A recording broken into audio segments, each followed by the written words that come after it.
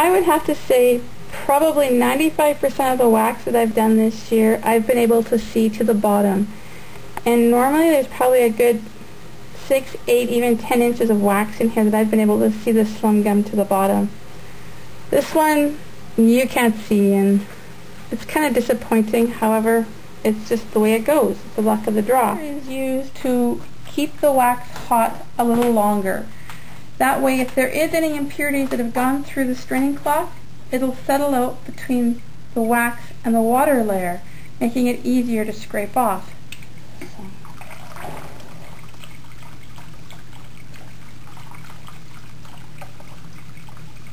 I like at least a good 1/2 inch in the bottom. You can see it's clean coming out. We're getting closer to the debris in here, so a little bit of debris is coming through and landing in the straining cloth. I'll come see the picture there.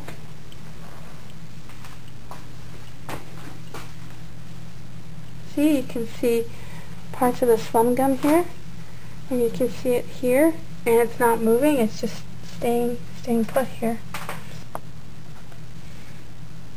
Ready?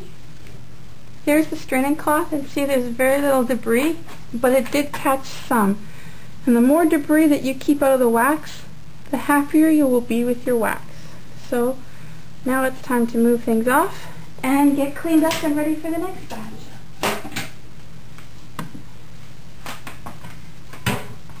Ooh, Nelly. A little full.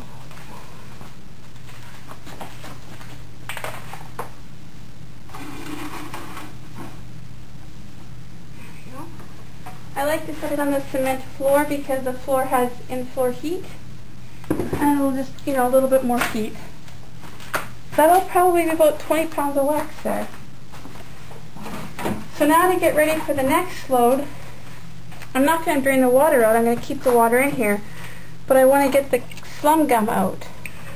And the reason is it'll save the water. So, not a lot of slum gum in this batch, which I'm quite impressed with. But anyways, it'll just save the water because you're not picking the sticky stuff up more than once. And I'm putting it in a strainer so that any wax that is in the slum gum, it'll drip out. And I'll still get to keep the wax.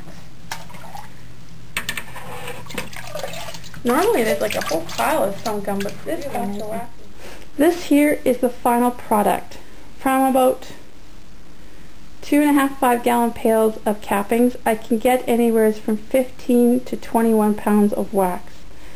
This block here is 19.5 pounds, this one's 18.5, and this one is 20. Basically, that's how it looks when it comes out of the wax melter. Some fine stuff that needs to be scraped off. But this is from one render. It's ready to go for candles outside of a bit of scraping here, which I will scrape off. Here's another one you can see. That's a little bit of the pollen that was left, and that is a little bit of the water. You can sort of see like this is a bit of discoloration here from the water and a little bit of pollen. I take a butcher knife and scrap it all off before I put it into my candle making unit.